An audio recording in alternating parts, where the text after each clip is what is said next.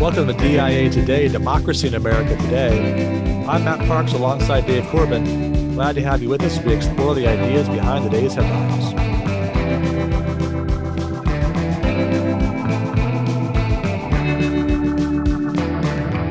How you doing, Dave? We're doing well. We haven't been in Texas, so we've had a lot of friends around the country calling and emailing, texting, making sure we're okay. We have great neighbors there who checked on our house and made sure that the water was on and the heat, when it was available, was on. So, but quite a situation there.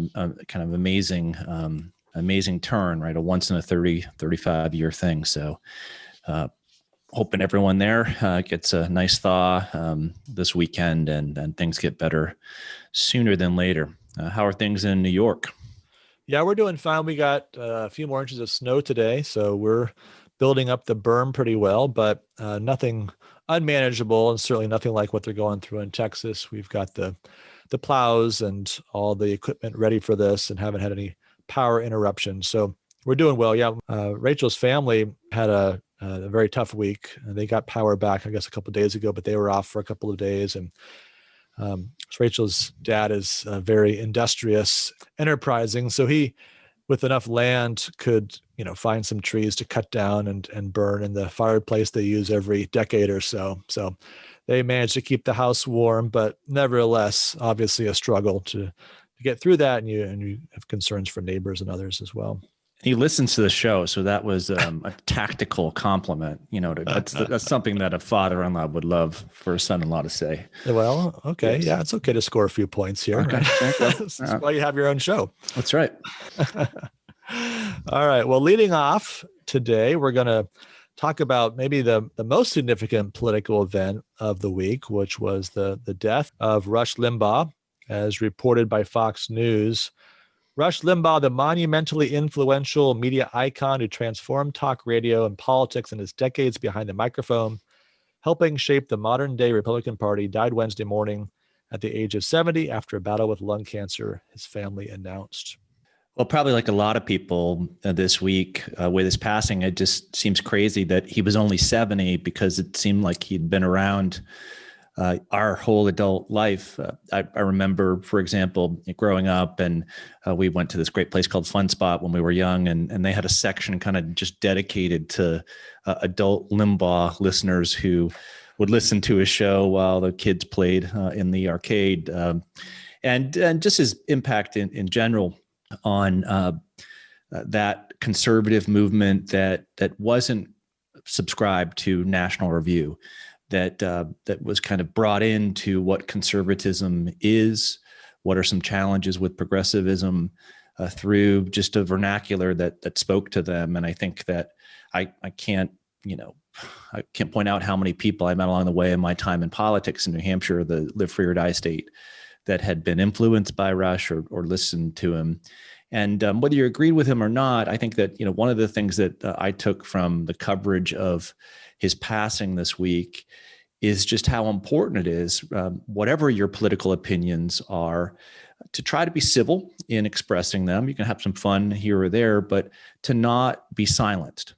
And for example, I read one piece by Andrew Klavan, who really took from Rush the following: "Let us all speak and fearlessly."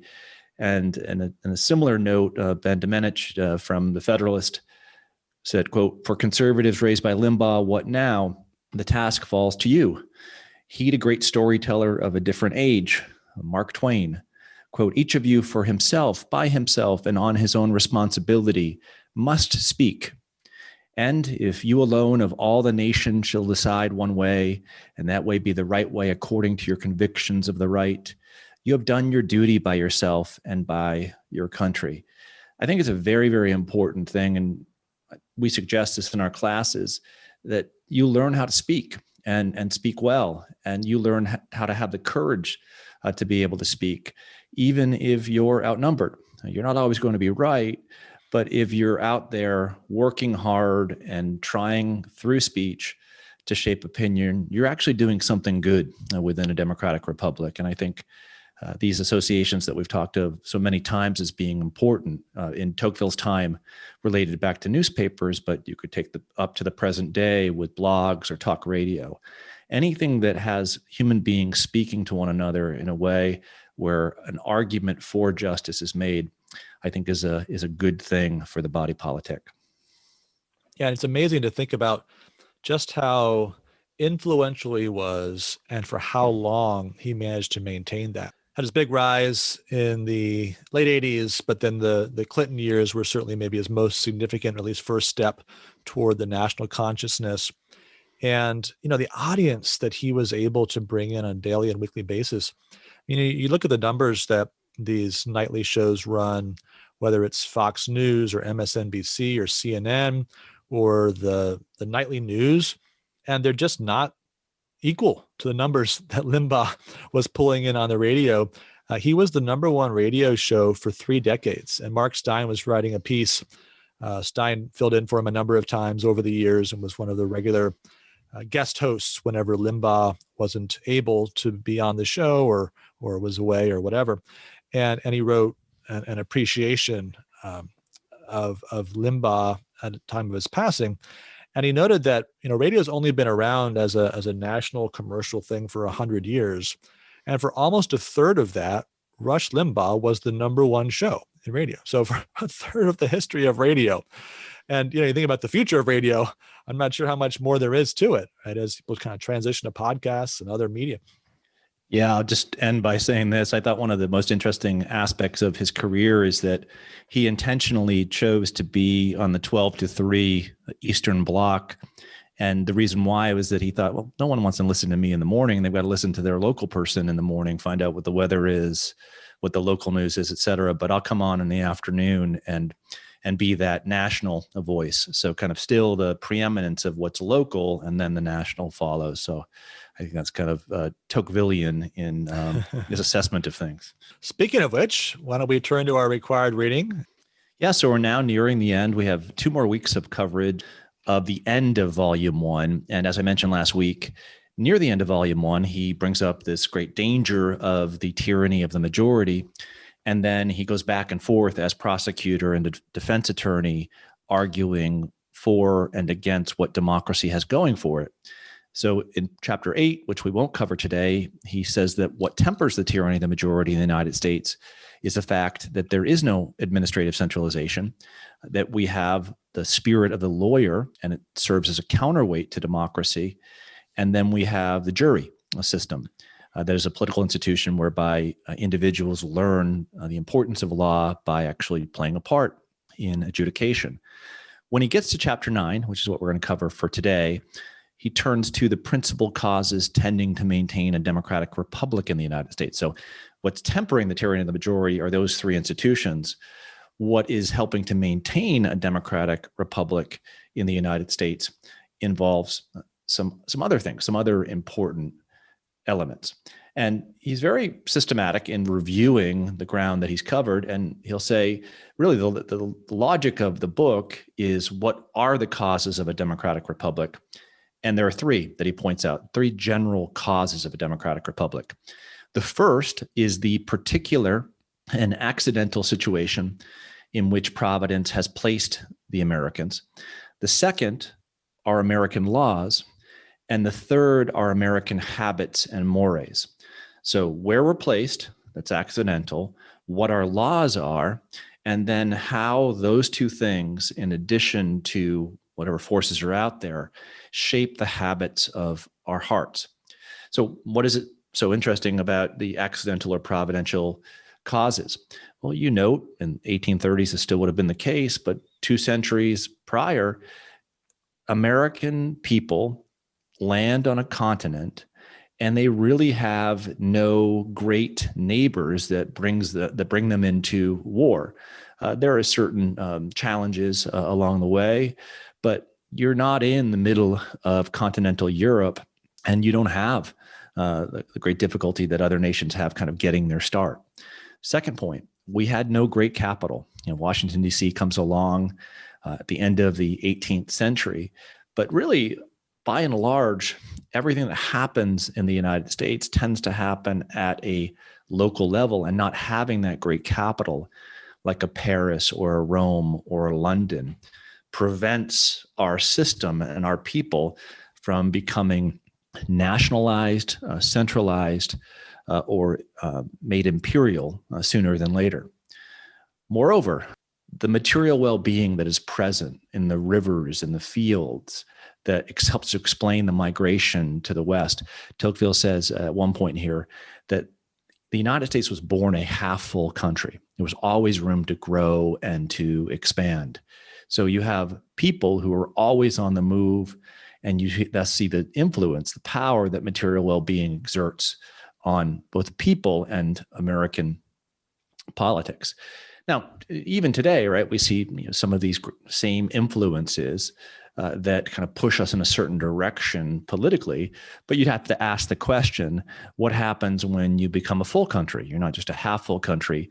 Would they play the same part today as back in Tocqueville's day or 2 centuries prior?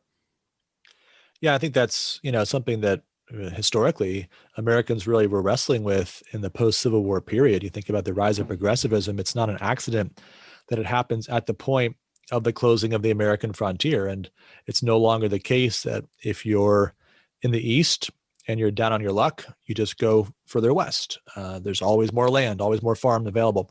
That wasn't really the case by 1900 or so, or at least not to the way that it had been in previous parts of our history. And so it's at that point, speaking of centralization, that the progressive movement begins to argue, okay, therefore, the government's going to have to take a positive role in ensuring there's adequate economic opportunity for the next generations of Americans in a way they haven't had to in the past.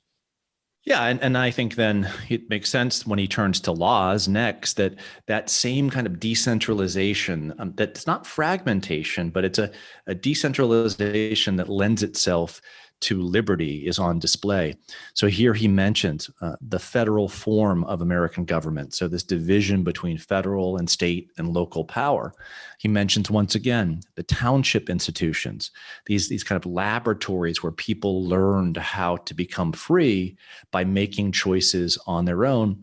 And then thirdly, what he calls the constitution of judicial power. The fact that even though things are decentralized, they're still held together by this magnet of moral dependence that could be found in places in the church, but it's found predominantly across the country in this embrace of the Constitution and its meaning as the law of the land.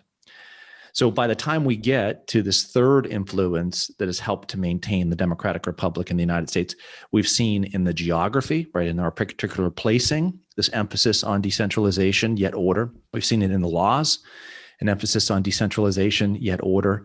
And then we'll see it once again in the influence that the mores have upon the democratic republic, that we have the habits of the heart, we have the moral and intellectual inclination of a people that wants to be free, yet can also be orderly.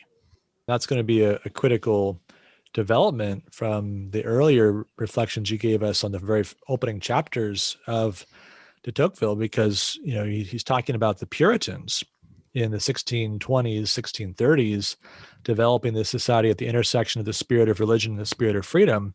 In his mind, really laying down some markers that are still evident 200 years later, even though that Puritan civilization is not really evident, right? There's echoes of it perhaps in New England, but it's a different world. And yet that connection between those two spirits remains vital in the 1830s that de Tocqueville is visiting. So here in honing in on mores, he quickly turns to the influence of religion on the maintenance of a democratic republic. And he says some interesting things at the beginning. Next to each religion is a political opinion that is joined to it by affinity. So it seems for Tocqueville that every major religion has a tendency towards some of these forms of government that we've talked about before, whether it's democracy, tyranny, aristocracy, monarchy, or what have you. The American religion is joined in its political opinions to a constitutional polity. So there's something about the way that American religion is practiced that lends itself nicely to the embrace of a constitutional system. He goes on to say that one can say that in the United States, there's no single religious doctrine that shows itself hostile to democratic and republican institutions. So no single religious doctrine that would show itself hostile to a constitutional jurisprudence. Now, there's some other things that are going on here that help with regard to constitutional polity being a corollary of that early American Christianity. He says, all sects preach the same morality in the name of God. All sects in the United States are within the great Christian unity, and the morality of Christianity is everywhere the same. And then thirdly, in the United States, religion not only regulates mores, but it extends its empire over intelligence. So in each of these three areas, you see the allowance for people to live in different parts of the country or to be engaged in different sects within the Christian religion. And yet there's this unanimity, there's this common sense of right or of justice or of morality that ties together a people at the macro level and allows them to be tied to a constitution at the macro level. Yeah, you get Tocqueville, the sociologist of religion, right, who's looking at the way that religion informs and influences the regime. So you'd think that it'd be the Wild West and anything goes, or in Dostoevsky's terms, everything is permitted. But Tocqueville tells us, if you're on the Winthrop Mansfield edition, page 280, so therefore, at the same time that the law permits the American people to do everything, religion prevents them from conceiving everything and forbids them to dare everything. Religion, which among Americans never mixes directly in the government of society, should therefore be considered as the first of their political institutions, for if it does not give them the taste for freedom, it singularly facilitates their use of it. And then we often have these kind of quotes that are famous, that are memorable. This great line from Tocqueville that I'd have the listening audience write down: despotism can do without faith, but freedom cannot. Yeah, that's a prevailing theme really throughout the work. The fact that if you're free politically, that you need some kind of moral restraint to make that freedom a good for you and for your neighbor. And obviously Christianity supplies that in the 1830s America that de Tocqueville's visiting. So then this final thing that I want to bring forth from the text that I think is really interesting, because you could read what's being suggested by Tocqueville to, is he suggesting that theocracy is the way to go in the United States, or explains why what we have here is a hybrid theocratic, democratic, republican form? And he's not arguing that at all. What he's suggesting, as we've kind of gone through from the beginning, that there is a moral, philosophic, religious realm that captures the mind, that captures the heart, that captures the habits of the heart of a people. And it's important that within that realm, that there is a dependence upon God, upon Scripture, upon a morality that can hold a people together. But within the political realm, there is independence allowed. There's a free discussion of different ideas of policy, of what have you. So as long as each thing stays nicely in its lane, then this kind of two-folded element of our humanity is kind of properly organized. And he'll go on to say, in comparing America and Europe, in America, religion is perhaps less powerful than it has been in certain times and among certain peoples, but its influence is more lasting. It is reduced to its own strength, which no one can take away from it. It acts in one sphere only, but it covers the whole of it and dominates it without effort. And then what does he say about Europe? In Europe, Christianity has permitted itself to be intimately united with the powers of the earth. Today, these powers are failing, and it is almost buried under their debris. It is a living thing that someone wanted to attach to the dead. Cut the bonds that hold it back, and it will rise again. And I thought of those two, I thought of that comparison between America and Europe. And I think to the present day, when there's this great tendency to make the Christian religion anthropocentric, to make it political, and the great dangers that come about from not leaving it at its realm, but having it invade another realm, and these tensions over what it means. And I think this kind of zealous attitude on both sides of the political spectrum that endangers the American Republic, that will undercut what Tocqueville says religion can support in helping to maintain a democratic republic.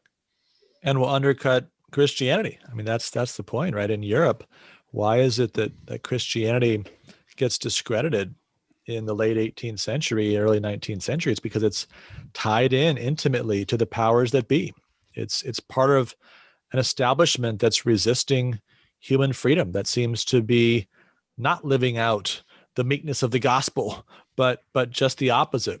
And so there's definitely a warning there, right, for our own day and any day, that, de Tocqueville probably a half dozen times throughout the work makes this point, that the reason that the Christian church is strong in America is just because it doesn't seek to seize political power, that it actually exercises more power through the moral suasion and the work ultimately of God in the lives of individual believers than it ever could did Christians somehow seize political power in some formal way and simply try to enforce their orthodoxy on the population. So the last thing I want to get into in our discussion of how mores are central to maintaining a democratic republic. So he goes into the laws and mores, the particular circumstance. What type of enlightenment has occurred that has affected or influenced the habits of the American heart? And here he says a type of enlightenment that leads to people living out practical existences where their practical experience allows them to develop common sense, where you can just kind of see something that doesn't work. Well, that's not right. That's, common sense tells you X, Y, and Z. And one of those things, right, that you kind of love in certain places of the country, or at least we're proud, you think they were proud of it in New Hampshire, for example, when we lived there, is that you just say, people in New Hampshire have so much common sense. And we actually looked at other states around us that didn't, and maybe, possibly Massachusetts. And possibly, I didn't want to go there. I'm married someone from Massachusetts, and she listens. A lot of good people there. It's a lot of good people. Not to say there's anything wrong with Massachusetts. Right. I have in-laws there, going back to the in-law thing. But, I even think back to earlier in the show, just the mention of Rush Limbaugh. Rush Limbaugh's not going through Kantian treatises on political philosophy or, what the Enlightenment means. He's trying to take principles of what works and what doesn't work and put them into a common vernacular. Now, you may not like what he's suggesting or think that we ought to kind of leave that older common sense behind, but it's that common sense that I think it's really, it is encouraging for Tocqueville in believing that the American Democratic Republic could be maintained. And so he'll say a couple of interesting lines on that front. Whoever wants to judge what is the state of enlightenment among the Anglo-Americans, therefore, is exposed to seeing the same object under two different aspects. If he pays attention only to the learned, right, those PhDs, he'll be astonished by their small number. Well, unfortunately, that's not the case anymore. Sorry. And if he counts the ignorant, the American people will seem to him the most enlightened people on earth. So not many PhDs, but a lot of folks, right, that have a bachelor's degree in common sense. That's essential for Tocqueville for American success. That leads him to say later on, I live much with the people of the United States, and I cannot say how much I admire their experience and their good sense. So, but all of these things together point to what? And point to an ability to the degree that we can, and we're fallen human beings, to try to see things as they are, and to make good judgments thereafter. Now, prejudice gets in the way. We're going to talk about the three races a couple shows from now. There's the ugliness of just the human spirit that gets in the way as well. But Tocqueville points out a picture of us that a people can live with democratic Republican institutions if they have their eyes open and they make a fair assessment of things. And I think what he's really getting at is that Americans aren't ideological in the 19th, 20th, 21st century sense of the term, where they just have these blinders on, a certain vision of the world, regardless of the data, right? Regardless of the evidence. This is the world. I know this is the world. And if it's not the world, I'm going to make it this world. And a determination to do that regardless of the obstacles. I think that's one of the challenges that we see in our politics is whenever we see the government seized by those who are fired by a certain ideology and are kind of willing to push past the barriers of common sense, past the checks that nature often throws up in our way, and just plow ahead, right? We sometimes come face to face with realities that are unpleasant and that challenge us and kind of force us, hopefully, back into a pathway more consonant with common sense.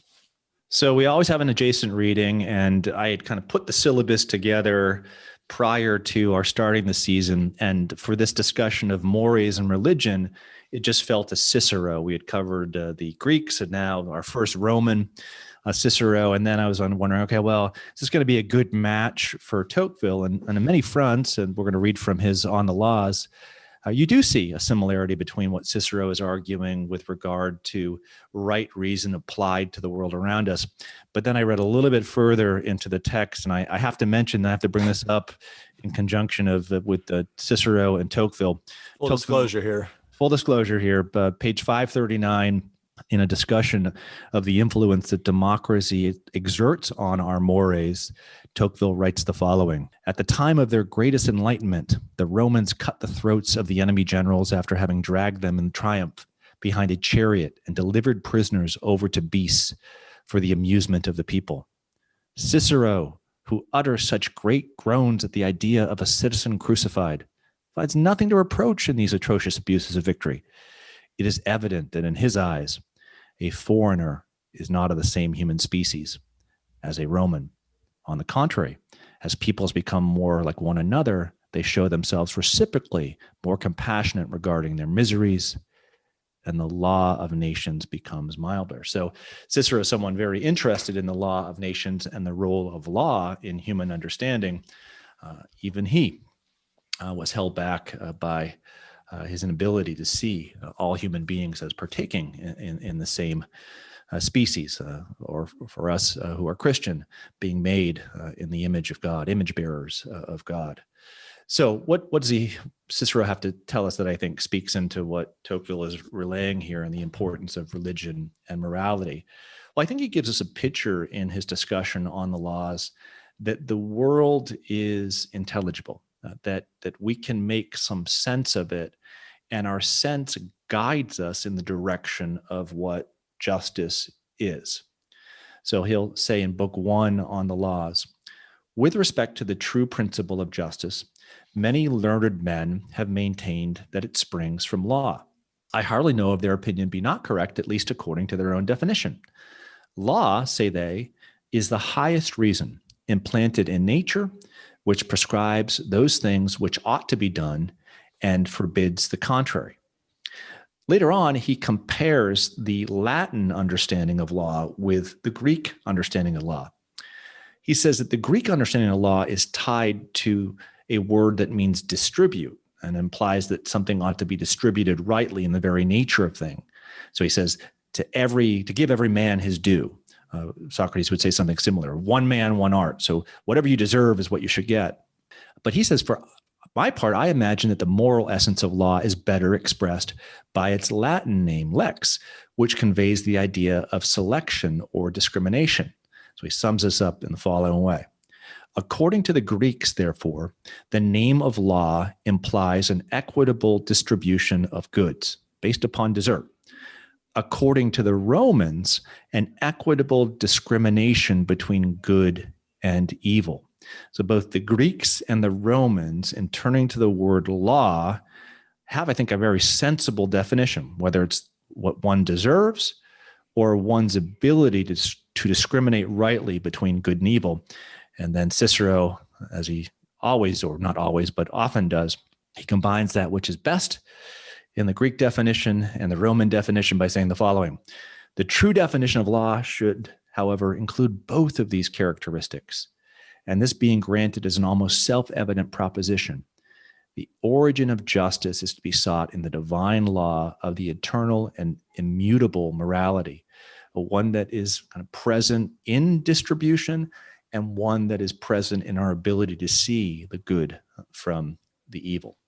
So Cicero almost gets to Christ, but he doesn't. Yeah. Now, the law of virtue is the same in God and man. Well, not without Christ. That this virtue is nothing else than a nature perfect in itself and developed in all its excellence. So he'll go on to say there exists, therefore, a similitude between God and man, but we don't realize, right, that similitude only occurs, right, to the degree that we have Christ in us. That in and of itself is what perfect justice is. That's what perfect discrimination is, and we never merit that on our own. But it's interesting, right, that the intellectual framework that Cicero employs here to understand why we don't have excuses is approximating where things will go with a scriptural understanding. Yeah, just to complete the point on the connection between de Tocqueville and Cicero, what is it that allows humanity to appreciate the actual equality of human beings made in the image of God? De Tocqueville says it's the incarnation of Christ, that it's not until the incarnation of Christ that the idea of equality actually emerges in the world, that breaks down that distinction between the Roman or the Greek and the barbarian that's obviously embedded in the observation he makes about Cicero. Yeah, not only equality, but as we were mentioning last week as well, equity, the whole picture. Yeah. All right. Well, with that in mind, let's turn our attention to the headlines. And of course, there's a lot we could talk about based on that presentation of de Tocqueville and Cicero. But two things that struck me and jumped out at me there: the advantages that the Americans had as they came to America and were able to appreciate living in a vast and benevolent continent. And then obviously, as we've been talking about most prominently, the role of religion in restraining the power and the impulses of the majority. And, you think about these two things and how they influence national character. They combine in some ways to make Americans an orderly, prosperous people with the kind of virtues that the American founders spoke of highly. John Adams, a little essay on government, he wrote in April of 1776, says, as Massachusetts was thinking about independence and he's sort of laying out a vision for a republic for Massachusetts and then an American republic, he describes the kind of person he expects it to produce. And I think these attributes are worth thinking about in conjunction with de Tocqueville, and then trying to think about where we find them, or do we find them among us today. So he says, a constitution founded on these principles, that is Republican principles, introduces knowledge among the people and inspires them with a conscious dignity, becoming free men.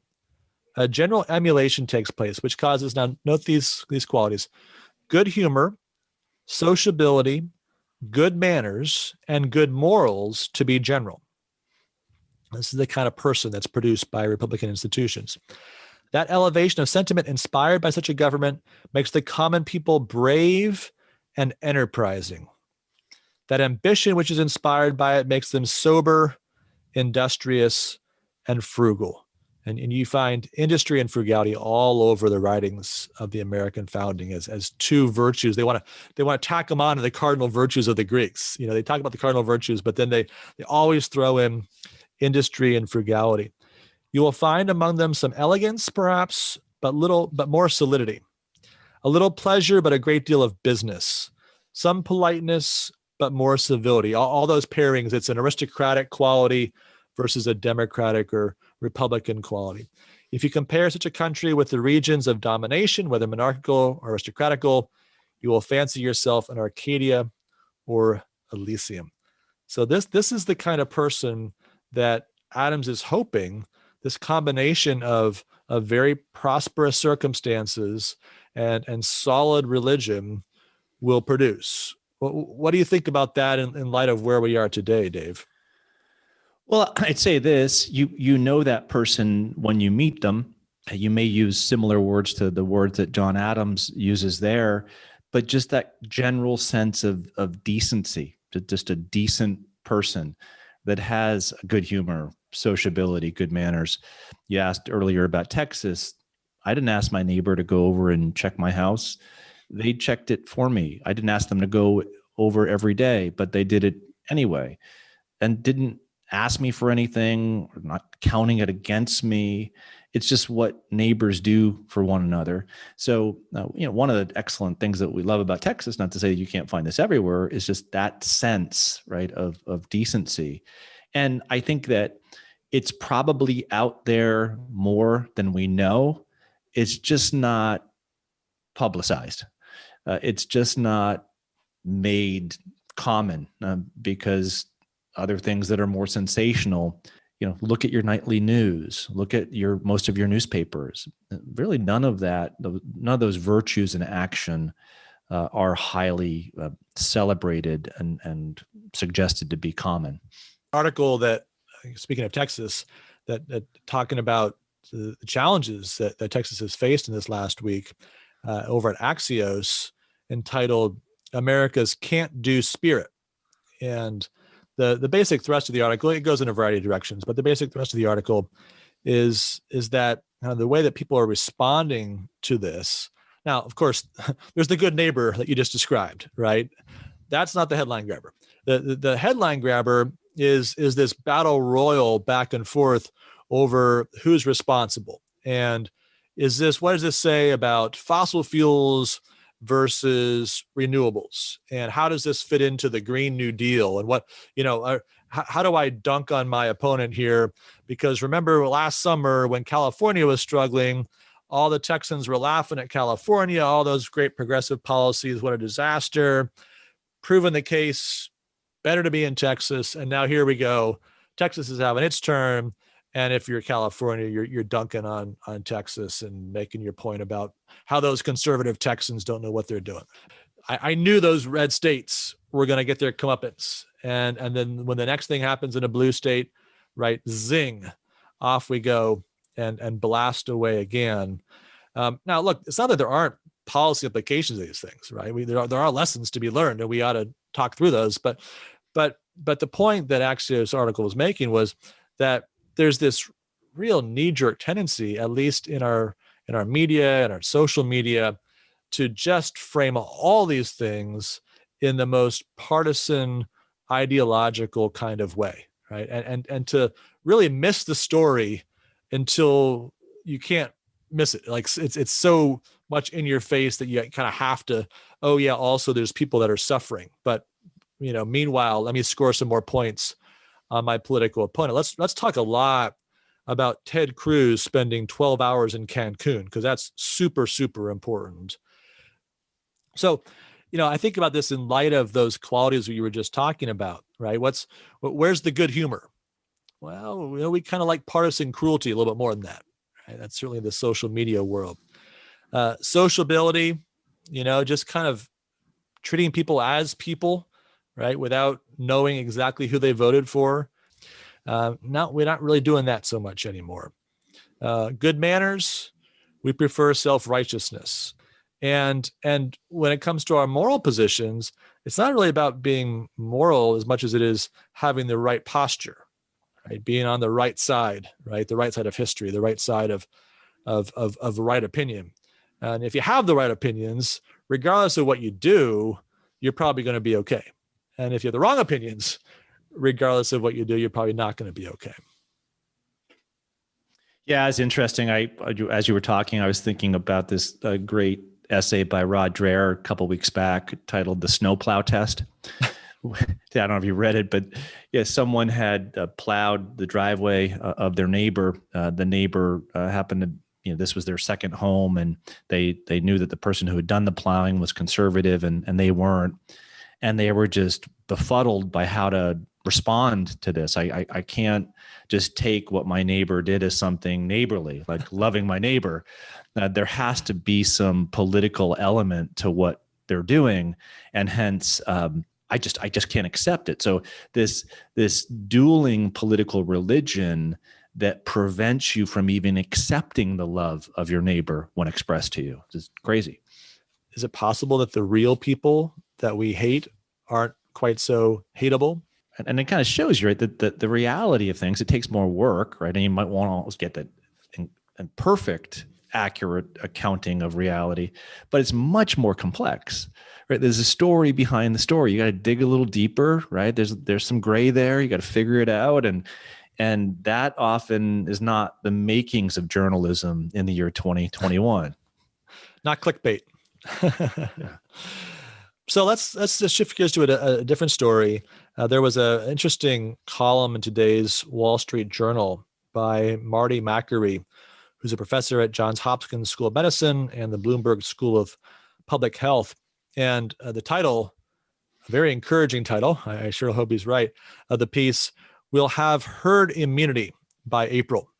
I'm just going to read a little bit from the beginning and the end of the piece and kind of try to fold that into this discussion we're having of themes coming out of the de Tocqueville reading. So he says, amid the dire COVID warnings, one crucial fact has been largely ignored. Cases are down 77% over the past 6 weeks. If a medication slashed cases by 77%, we'd call it a miracle pill. Why is the number of cases plummeting much faster than experts predicted? In large part because natural immunity from prior infection is far more common than can be measured by testing. And he goes on to talk about some of the numbers and analysis behind this and develops his argument a little bit from there. But he comes to the conclusion that if you look at the way the vaccination is going and the number of people that have presumably already had COVID and the way that is allowing them to resist any kind of future reinfection, that we're reaching a point where its profile will be much, much less than it has been. When he finds this analysis and he does the numbers and he comes to these conclusions and he talks among his colleagues, what he finds is that there's kind of a reticence to accept these arguments, even from people that might find them factually sound. So this is the last paragraph of the piece. He says, some medical experts privately agreed with my prediction that there may be very little COVID-19 by April, but suggested that I not talk publicly about herd immunity because people might become complacent and fail to take precautions or might decline the vaccine. But scientists shouldn't try to manipulate the public by hiding the truth.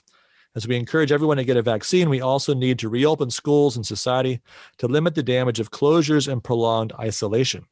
Contingency planning for an open economy by April can deliver hope to those in despair and to those who have made large personal sacrifices.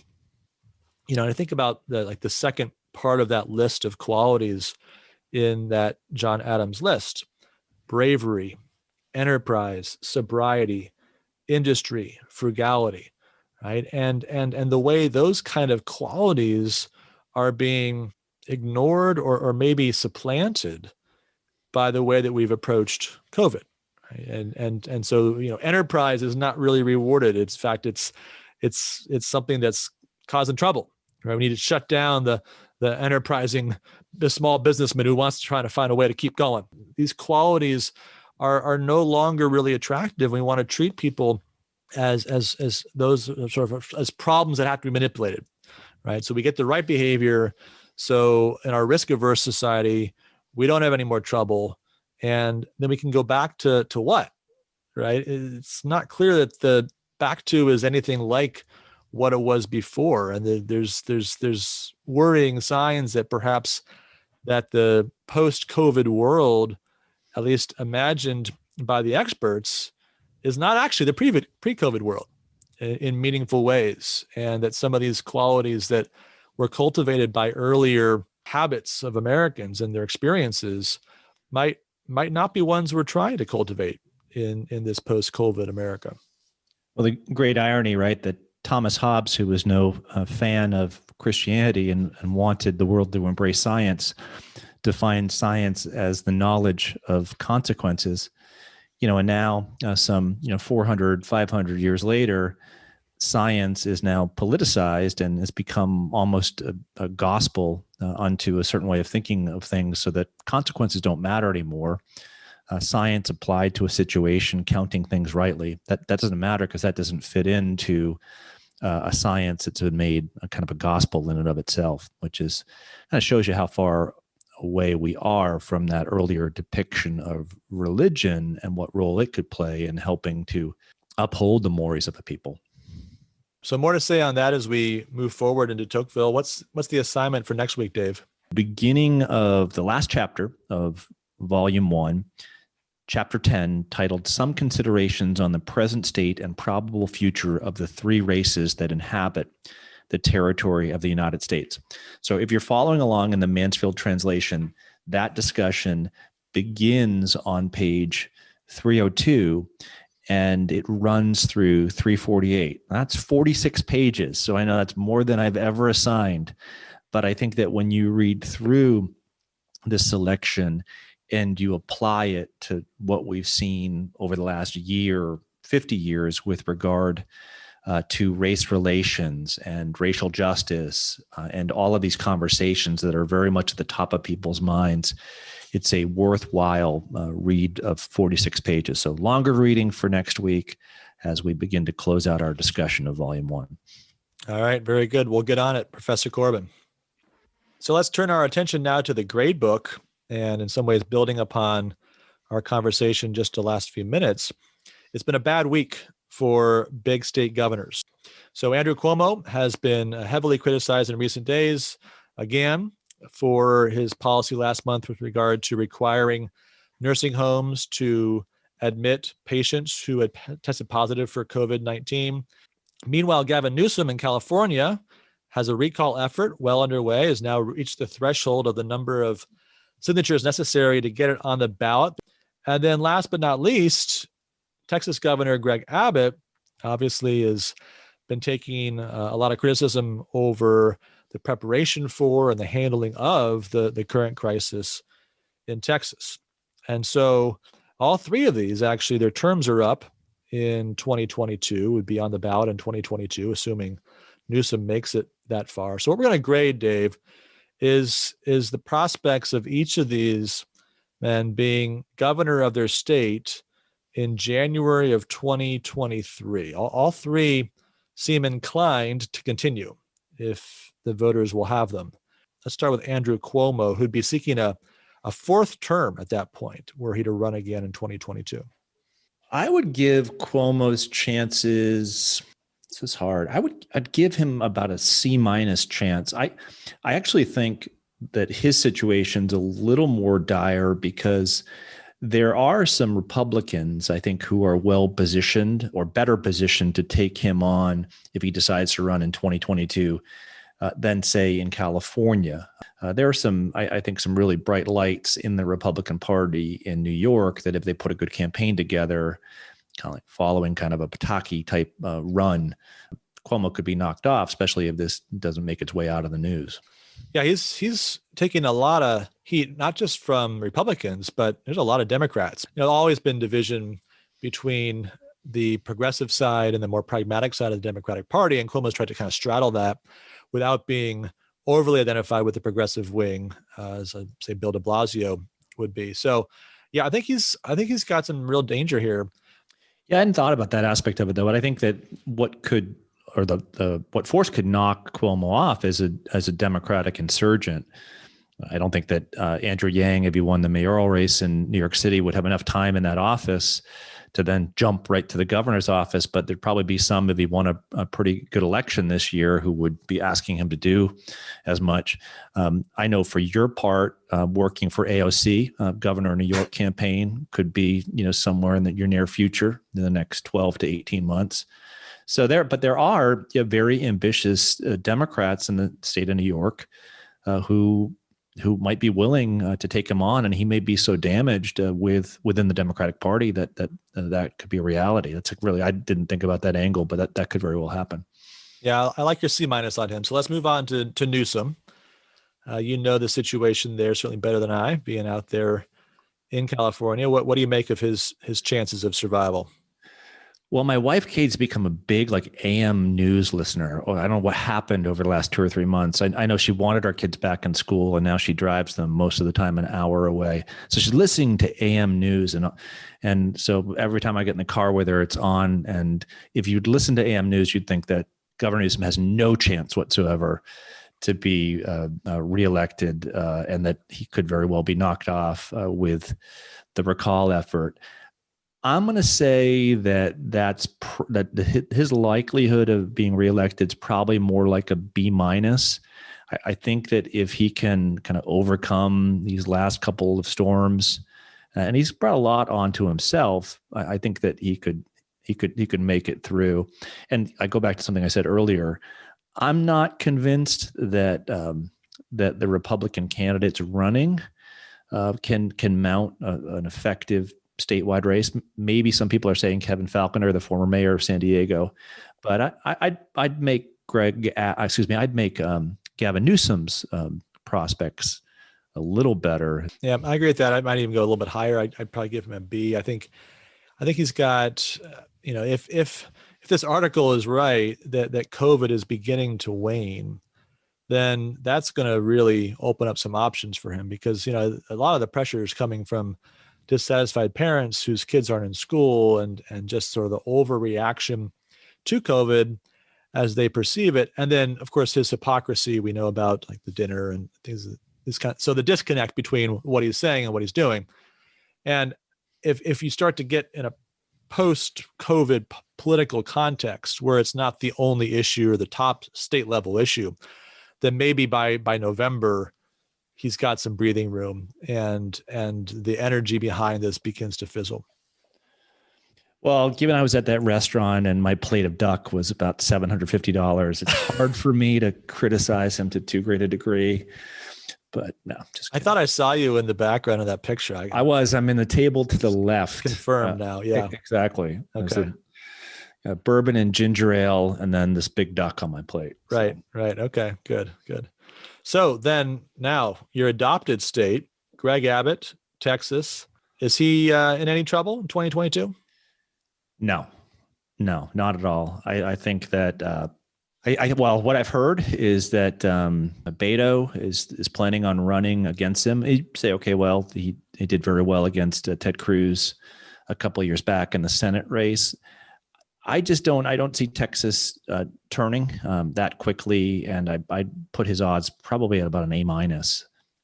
Yeah, I agree with that. I think Beto has proven he's just the kind of person that can attract some energy, but he's not a disciplined campaigner. He's not very good at sticking to message. He doesn't seem like the nuts and bolts part of the campaign.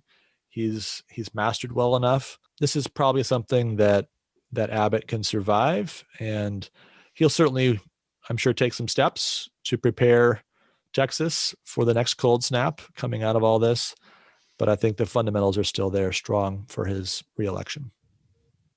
All right. Well, we wrap up the show each week with the Tocqueville's crystal ball. Last week, you recall, we took a break from sports to guess how many senators would vote to convict former President Trump. We both said over 55.5, so we both got it right. But you got it exactly right, Dave. You said 57. I said start calling this David Corbin's crystal ball. Like from after January 1st, it's been almost like a crystal ball. It's been amazing. Now, you didn't quite get the 57th correct. You said Lamar, and I can understand why. You remember the old days of seeing him tromping around New Hampshire back when we were up there in those plaid shirts. And still have mine, the red and black plaid. That exclamation point at the end of every sign. So I understand that. It was Richard Burr, as it turned out. Interesting. North Carolina retiring Senator Richard Burr. So anyway, you're 7-3 on the year. I'm 4-6. This week we're going to go back to sports, and it's rather than a 1 week, one-off kind of prediction, we're going to make a little longer term call here. So it's been a crazy offseason for the NFL already. We've already had 2 major quarterback trades, and there's lots of rumblings about more. So now we can't do like 3 hours of talk radio sports on this, Dave. But what I'm going to do is give you some quarterbacks, and I want you to tell me, are they traded between now and the NFL draft end of April? And if you want to speculate quickly on where they might be traded to, I'll let you do that too. And then one last point along with this, is any of these the starting quarterback for the Patriots in the fall of 2021? You ready for this? I'm ready. Okay. Number 1, Deshaun Watson. Traded or not? Traded. Yes. And traded to the Dolphins. I agree with you 100% on that. I think he is going to go to the Dolphins. Second, Russell Wilson. Some rumblings of dissatisfaction up there in the Pacific Northwest. Could you imagine Russell Wilson going somewhere else? Yes. To the Raiders. Okay. Going to Las Vegas, huh? Close to LA. I could see it. Yeah. I could imagine it. When I think about some of these trades and just the way that it affects the cap situations of these teams, it seems hard to imagine that they're all going to happen, that every team's going to have the cap space to burn. And so I think that's what's not going to happen. I think Russell Wilson stays with Seattle. I think they work it out. Third, Sam Darnold. Yes. Once again, to the 49ers. To the 49ers. Okay. Yeah. It'd be a good place for a fresh start there. Some good offensive minds. I think he will be traded. I'm going to say that the Saints. So now you just had Russell Wilson going to Las Vegas. Our next quarterback is Derek Carr. Surely he's got to be moving too, Dave. He's going up to play for the Seahawks. Wow. Okay. That'll be interesting. All right. Seahawks take on Derek Carr. I don't think either of those trades is going to happen. That makes sense. If Wilson goes to Las Vegas, and there's definitely some rumors about that, then Carr is probably going the other way. I think at the end of the day, neither of them moves. Tua's going back to the Texans. So yes. Yeah, I agree with that. I think he's part of the deal. Certainly some first round draft picks as well. Maybe another player involved. We'll see just how much the Texans are able to extract from the Dolphins. Jimmy Garoppolo. Now you told me that Darnold was going to the 49ers. So Garoppolo's moving too? To the Jets. So I haven't said no yet. So yes. Yeah. This is going to be a fun offseason. We got 2 months of things to talk about here. Three major trades. That's right. So. Yeah. And it's quarterback swaps in each of them, which is pretty wild stuff to think about. Okay. Well, Garoppolo back to the Jets. I think Garoppolo goes to the Patriots. I'm thinking there's going to be some kind of poetic conclusion to all that, and all the heat that Belichick took when he traded Garoppolo for just a second round pick. 3 more for you. Teddy Bridgewater, Carolina. Yeah, I don't think so. I don't think he goes anywhere. If he was going to go anywhere, I would say New Orleans. He had a couple good years as a backup in New Orleans. Yeah, true. You know what? I'll say New Orleans. Okay. Everyone's got to find a home. Got to keep the streak going here. Okay. So Bridgewater to the Saints. I think Bridgewater stays. His contract isn't ideal. I don't think anyone's going to want to pay him $20 million to be a backup. So, and to make him a starter elsewhere, I think is questionable. So I think he stays. Drew Lock, definitely a team friendly deal, but unfortunately not a great quarterback over there in Denver. Drew who? No, I'm just kidding. Yeah, no, I don't see many people, trading him. He may be released, or I don't see any interest in a Drew Lock. Okay, yeah, I think he's the kind of guy that might go the other way if somebody were coming in. But if we're not projecting anyone going to the Broncos, I don't think they're going to find anyone who's eager to trade for him. Lastly, and this I guess connects to Las Vegas as well. How about Marcus Mariota? Will he be on the move as well? I think so. I just don't know. I don't think it would be a trade. I think they probably even release him. I don't know what kind of dead cap there would be there, but someone would pick him up. What team is left that I haven't traded the quarterback for? We'll go Patriots for Mariota. There we go. Yeah, I could imagine him there. Since I put Garoppolo on the Patriots, I'm going to have him on the move. Also, I'm going to say the Bears. They're definitely on the market for a new quarterback, I think. It's like looking for me. It's like this mock draft that there are like 37 trades in the first round, right? And for some reason the Patriots get the number 1 pick in Trevor Lawrence. those dream scenarios you had when you were 10 years old, and like, oh, well, they just trade a backup lineman, and yeah, the Jaguars will give up Lawrence for him. So, but anyway, I've got to figure this out. I'm gonna have to somehow figure out what I said here to see if it all comes true. But we won't even know until the end of April, early May, correct? That's right. Well, that's it for this week. Thanks, everybody, for listening. And as always, we encourage you to review the show and subscribe at your favorite podcast platform. Also, don't forget, you can find us on Instagram at Democracy in America Today, and contact us by email, democracyinamericatoday@gmail.com. We look forward to talking to you again next week. Bye.